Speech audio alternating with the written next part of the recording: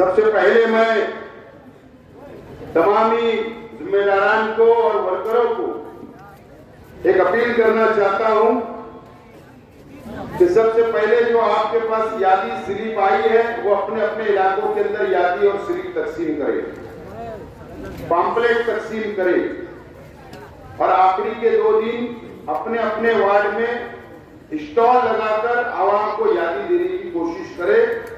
सबसे पहले तो मैं आप लोगों से अपील करता हूं। दोस्तों और साथियों, आज हम नयापुरा काबुल चौक में जलसा ले रहे हैं। नयापुरा ये दीनदारों की बस्ती है, सनतकारों की बस्ती है और इस नयापुरे ने शहर को हमेशा मदद करने का काम किया है। आज हम ऐसी बस्ती में, ऐसे इलाके के अंदर हम लोग जलसा ले रहे हैं। नयापुरे के अंदर निहाल अहमद मौलवी मोहम्मद उस्मान साहब ने 27 साल शहर की क़यादत और इसी नयापुरे में आज के एमएलए मुफ्ती मोहम्मद इस्माइल कासमी साहब का भी मकान है। निहाल अहमद साहब ने सिर्फ मालेगांव शहर की क़यादत नहीं, निहाल अहमद मौलवी मोहम्मद उस्मान साहब ने महाराष्ट्र की हमेशा क़यादत की और हमेशा फिरका परस्तों से लड़ने का काम किया। इसके अंदर कोई पानी मिलाने की बात नहीं है, उसका इतराफ पूरा शहर करता है, महाराष्ट्र करता है और आज मैं भी कर रहा हूं। निहाल अहमद साहब और शेख रशीद साहब 2007 से पहले शहर के 2 लीडरान थे, शहर की क़यादत किया करते थे, शहर के मुसलमानों को संभालने की कोशिश किया करते थे और 2007 27 मई को म्युनिसिपल कॉर्पोरेशन का इलेक्शन हुआ और तीसरे बहस की बुनियाद डाली गई। निहाल अहमद मौलवी मोहम्मद उस्मान साहब भी नहीं चाहिए और शेख रशीद साहब भी नहीं चाहिए। बुनियाद डाली गई, एक बहुत जम्बूजेट, एक बहुत बड़ा पार्लियामेंट्री बोर्ड बना शहर में उस वक्त, और नयापुरा इस इलाके से भी यासीन मेट्रो साहब मरूम, यासीन बागला साहब, यासीन मुर्शी साहब, शफीक मेडिकल वाला साहब, अल्ताफ बाबू साहब, मौलाना अयूब कासमी साहब और अनीस अजहर साहब उस वक्त पार्लियामेंट्री बोर्ड के अराकीन थे। बुनियाद रखी गई और शहर के डॉक्टर, उलमा, टीचर, रिटायर्ड टीचर, एक बहुत बड़ी जम्बूजेट, उनको बहुत सपना दिखाया गया, हरा भरा बताया गया और कहा गया कि ये शहर को हमको आगे ले जाना है, इस्लाही सियासत करना है, शहर की हम नुमाइंदगी करेंगे। सब लोगों ने खुशी खुशी सब जमा हुए और तीसरे मास की बुनियाद रखी गई और उस वक्त शहर के आवाम ने तीसरे मास को अक्सरियत, शहर के आवाम ने लब्बैक कहा और उस वक्त 27 सीट तीसरे महाज को छूट कर दी। 27 सीट।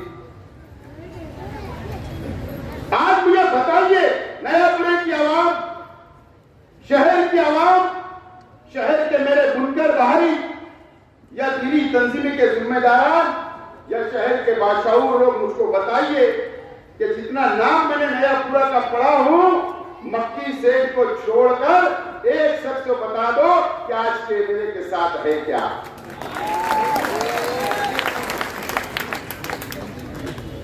बता दो। कोई नहीं है, कोई नहीं है। क्या वजह है? अब मुझे सवाल है, ऐसे कई लोग जो आज के एमएलए साहब को छोड़कर चले गए, उसकी वजह क्या कभी नयापुरे की आवाम ने जानने की कोशिश की, या उसकी वजह के शहर की आवाम ने जानने की कोशिश की? आपको उसको जानने की कोशिश करना चाहिए। क्या वजह है? बैतुल माल की हिफाजत, करप्शन खत्म करेंगे, इस्लाही सियासत होगी, शहर का डेवलप होगा, जहां पर पावर लूम कारखाने हैं वहां पर रोड पक्की पक्की बनाई जाएगी। क्या नई वादा किए मां बहनों से? हॉस्पिटल बनाई जाएगी अलग अलग वार्डों में, बैतुल खला बनाई जाएगी, बहुत वादे किए गए, लेकिन हुआ क्या?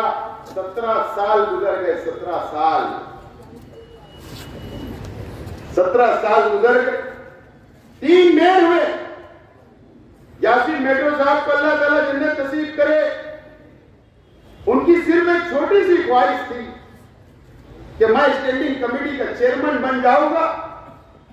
उनके पड़ोसी उस वक्त शेख रशीद साहब ने कहा कि नहीं, हम आपको चेयरमैन बनाएंगे, हमारा सपोर्ट है। उनको उन्होंने स्टैंडिंग का मेंबर नहीं बनाया, तो चेयरमैन कहां से बनते? बहुत वादे किए, लेकिन मैं आज जिम्मेदारी से बोलता हूं, उस वक्त मैं भी कारपोरेटर था, मेरे कई साथी तीसरे महाज के वो भी कारपोरेटर थे। शहर में सबसे ज्यादा करप्शन, रिश्वतखोरी, सियासत के अंदर सबसे ज्यादा करप्शन, रुपये का लेन देन, सबसे ज्यादा सियासत का खराबा हुआ तो आज के एमएलए साहब की वजह से हुआ। इनकी नीयत उसी वक्त से खराब थी, उसी वक्त से खराब थी। उस वक्त में कोई टिकट नहीं ले रहा था, किसने पैसा नहीं दिया। उसके बाद 2012 में टिकट बेचा गया, लाखों रुपया लेकर टिकट का सौदा किया गया। टिकट का रेट था नयापुरे का 25 लाख, इस्लामपुरे का 25 लाख, बेलबाग का 25 लाख, रविवार वार्ड का रसूलपुरे का 25 लाख, ये रेट खुले।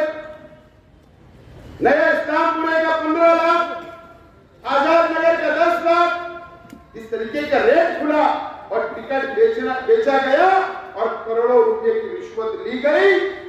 और इसीलिए पार्लियामेंट्री बोर्ड के अराकीन धीरे धीरे वहां से कम होना शुरू हो गए। क्या हमने क्या सोचा था कि एक आलिम है, एक मुफ्ती साहब है, ये इस्लाही सियासत की बात कर रहे, ये करप्शन को खत्म करेंगे, लेकिन जब इन्होंने अपनी नजरों से देखा तो करप्शन बढ़ रहा था, रिश्वतखोरी बढ़ रही थी, ये अपने आप से अलग कर दिया। इन्होंने अलग कर लिया। उसके बाद स्टैंडिंग मेंबर बनना है तो 5 लाख, स्टैंडिंग चेयरमैन बनना है तो 35 लाख, डिप्टी मेयर बनना है तो 25 लाख, मेयर किसी को बनना है, सपोर्ट करना है। मेरे भी एक घर का मेयर बना तो उनकी सपोर्ट से तो 1 करोड़ 25 लाख। ये सौदा, ये करप्शन हुआ, ये सौदा हुआ, ये करप्शन हुआ। और वहां से करप्शन बढ़ता गया। दो मर्तबा आपने एमएलए बनाया शहर की आवाम ने, 3 मेयर दिए, कई कारपोरेटर दिए। आज मेरा सवाल है इस नयापुरे की आवाम से, मेरी मां बहनों से, यहाँ के बुनकर भाइयों से, बताइए कि 17 साल में कुछ बदलाव हुआ होगा तो मुझे बता दो, कुछ बदलाव हुआ होगा तो मुझे बता दो। या नयापुरे की आवाम कम से कम ये मुझे बता दे कि इस नयापुरे के अंदर कोई दीनी लाइब्रेरी बनाए क्या, या ये बता दिए कि आपके बच्चों के लिए कोई स्टडी सेंटर इन्होंने बनाया क्या। या दीनी लाइब्रेरी बनाएगा? कम से कम आप ये तो बता दो कि 17 साल में आपने ये किया शहर के लिए। बाकी जाने दो करोड़ों की इमारत, बड़ी बड़ी इमारतें, बड़े बड़े हॉस्पिटल, वो सब बात जाने दो। सिर्फ नयापुरे के अंदर दीनी लाइब्रेरी भी बनाए होंगे तो बता दो 20 बाय 20 की, तो मैं मान लूंगा। नयापुरा मान ले, कुछ काम नहीं किया नयापुरे। हमेशा नयापुरे की आवाम का इस्तेमाल किया गया, मां बहनों का इस्तेमाल किया गया, मजहब की आड़ में इस्तेमाल किया गया। आज नयापुरे वालों को सोचने का वक्त आ गया है। मेरे पीछे जमीयतुल उलमा का दफ्तर, ये मैं नहीं बोल रहा हूं, ये मोहम्मद आमीन मोहम्मद फारूक जो उन्हीं के पार्टी का कारपोरेटर था, सिराज चौक पे चुना भट्टी के ऊपर मोहम्मद आमीन साहब ने ये इल्जाम लगाया कि 2019 के इलेक्शन में जमीयतुल उलमा के दफ्तर से, जमीयतुल उलमा के चंदे के पैसे से 50 लाख रुपया निकाला गया इलेक्शन लड़ने के लिए। ये मैं नहीं बोल रहा हूं, 50 लाख रुपया निकाला गया। मुझे बताओ नयापुरे की आवाम, नयापुरे के बुनकर, मेरी मां बहनें मेरी तकलीफ सुन रही होगी। हम लोग चंदा किस मकसद से, किस नियत से देते, किस नियत से कि मुसलमानों के काम आएगा, दीन के काम में लगेगा, किसी की मदद होगी, हमको उसका सवाब मिलेगा। सवाब हम आखिरत के लिए नियत करते कि हम चंदा दे रहे हैं, अल्लाह ताला उसका अज्र देगा, सवाब मिलेगी, नेकी मिलेगी और मेरी आखिरत सुधर जाएगी। आपका पैसे का इस्तेमाल 2019 की असेंबली के इलेक्शन के वक्त वो चंदे का पैसा भी इलेक्शन के अंदर लगाया गया। मेरी मां बहनों, कब आप बेदार होंगे? कभी शहर की आवाम सोचेगी?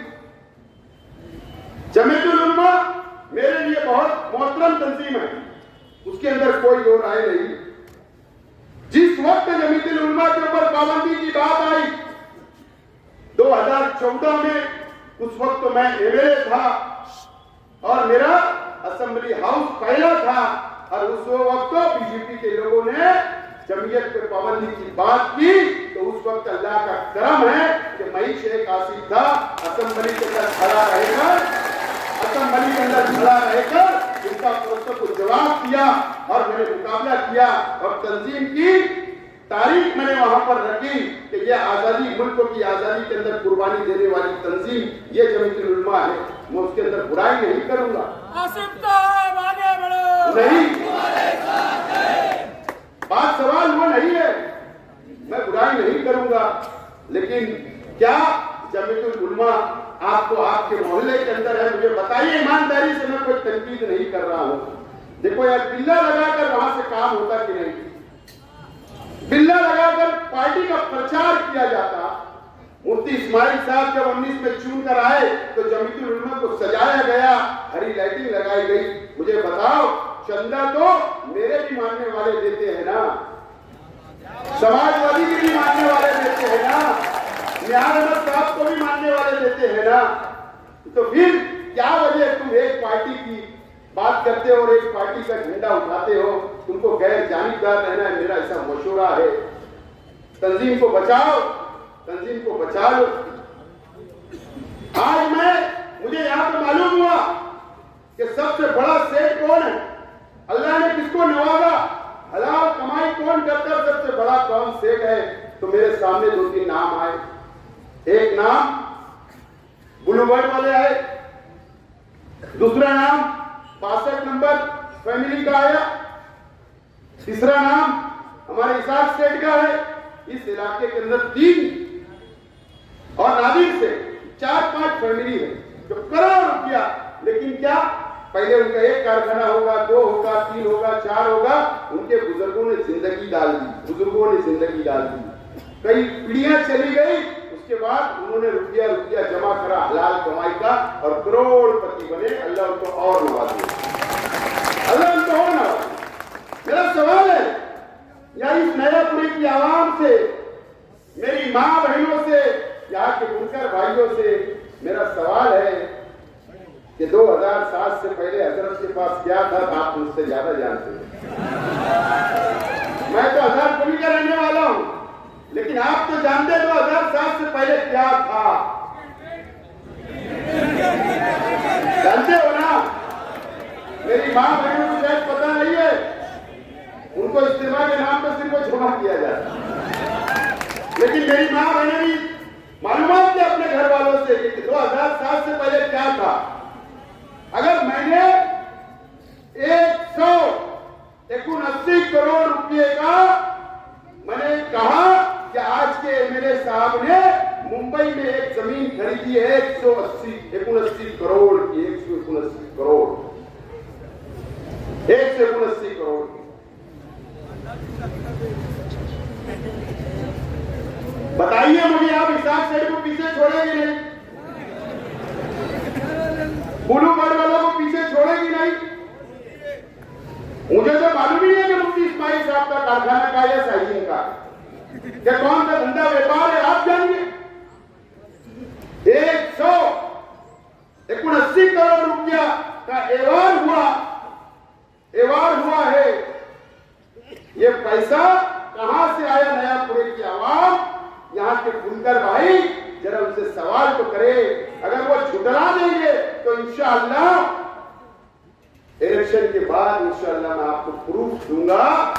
आपके अगर आप बोलोगे तो मैं आपके घर में सबको रजिस्ट्री कर दूंगा, घर रजिस्ट्री कर दूंगा। उसके ऊपर किसका किसका फोटो है, कौन कौन साक्षीदार है, कौन से सर्वे नंबर वहां का है, वो सब मेरे पास है।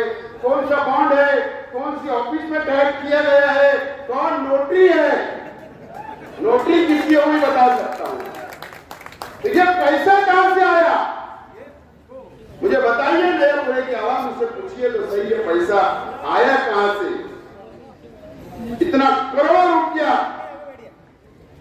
सच्चाई तो इस पर यह है कि 2007 से उन्होंने शहर के मुसलमानों को मजहब के नाम पर, दीन के नाम पर, इस्लामी माशरा के नाम पर मालेगांव के मुसलमानों को धोखा देने का काम किया।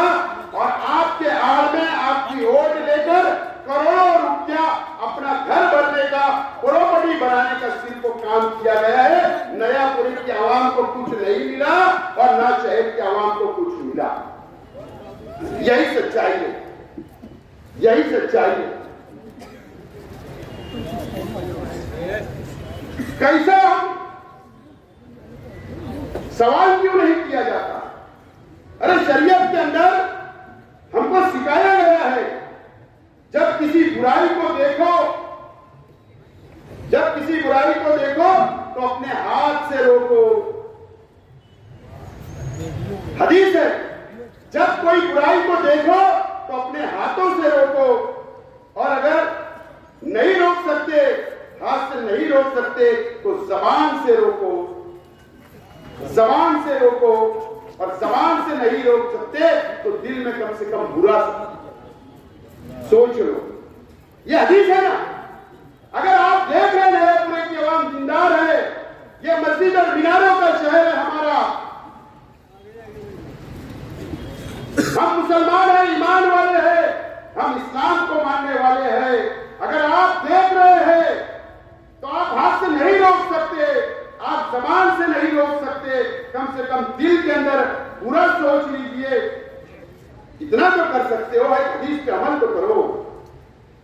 फिर एक मर्तबा आपको, ठीक है, मैं दुआ करता हूं अल्लाह ताला सेहत दे, तंदुरुस्ती दे, किसी भी शख्स, कल मुझे भी हो सकता, उसके अंदर मैं कभी सियासत नहीं करूंगा, लेकिन शहर सियासत हो रही है।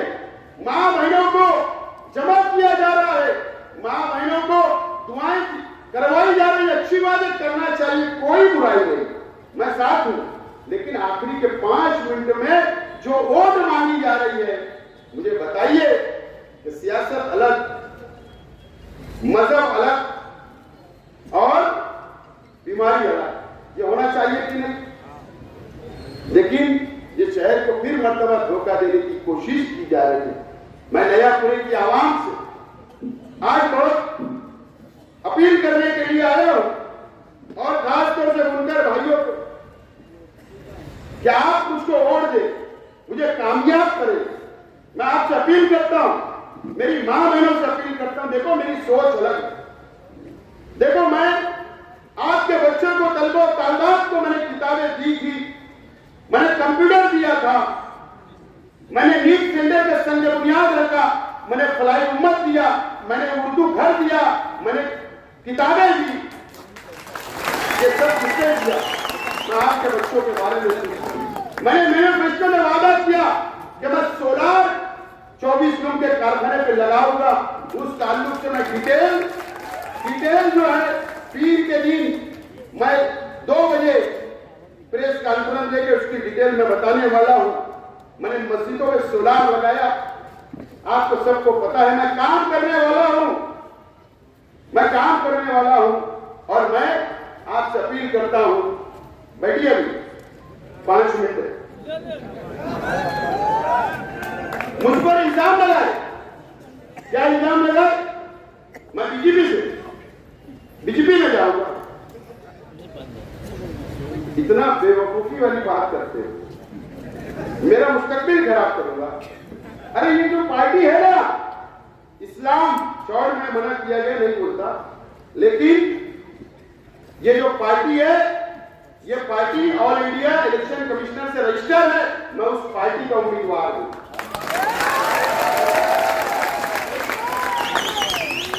मैं जाऊंगा तो सेकुलर सरकार के साथ, और नहीं तो अपोजिशन में बैठूंगा। एकदम साफ मेरा नारा है, अजीत दादा के ताल्लुका घर पर, सियासत में नहीं, घर पर। लेकिन अगर मैं किसी से हिकमत अमली से ये शहर को कुछ दे रहा हूं तो बुराई क्या है? क्या बुराई? दूसरी बात, मैं एमआईएम के ताल्लुक से बुनकर भाई संजीदा हो जाए, तालीम याफ्ता लोग संजीदा हो जाए, शहर के आवाम संजीदा हो जाए। 2019 में आपने एमआईएम पार्टी का एमएलए चुनकर दिए, मुझे बताओ 5 साल वो बाहर थे या नहीं? ना कांग्रेस इनको लड़की से छूटी, ना उद्धव ठाकरे इनको साथ लेंगे, ना राष्ट्रवादी इनको साथ लेंगे, इनको बाहर रखेंगे। क्यों? ये फिरका परस्त पार्टी है। 5 साल नुकसान किसका हुआ? शहर का हुआ, शहर के बुनकरों का हुआ, शहर का डेवलप नहीं हुआ, कोई कॉलेज नहीं आई, कोई तालीमी अदारे नहीं बने, नुकसान हुआ। फिर एमआईएम से उम्मीदवारी कर रहे, फिर एक झुट्टा आया है बड़ा, फिर झूठ बात बोलेगा। 5 साल में आऊंगा, 5 साल बाद आया, हर 2 महीने में बोला 5 साल। मुझे बताओ, अगर फिर चुनकर दे दिया, मेरा सवाल है, संजीदगी से सोचो, उद्धव ठाकरे महाविकास आघाड़ी सरकार में है, वो बोलेगा एमआईएम तो मैं चला बीजेपी के साथ, इनको कोई नहीं लेगा, महाविकास आघाड़ी नहीं लेगी, इनको बीजेपी वाले नहीं लेंगे। लेकिन शेख आसिफ ऐसा है कि शेख आसिफ को महाविकास आघाड़ी से अभी से ऑफर आ रही है, अभी से ऑफर आ रही है। देखो ये शहर का मुस्तकबिल है, 20 तारीख को शहर का मुस्तकबिल का फैसला ये शहर के आवाम को करना है। मेरी मां बहनों से मैं अपील करने के लिए आया हूं, आप मुझे बेटा समझ के, अपना भाई समझकर, अपना बेटा समझकर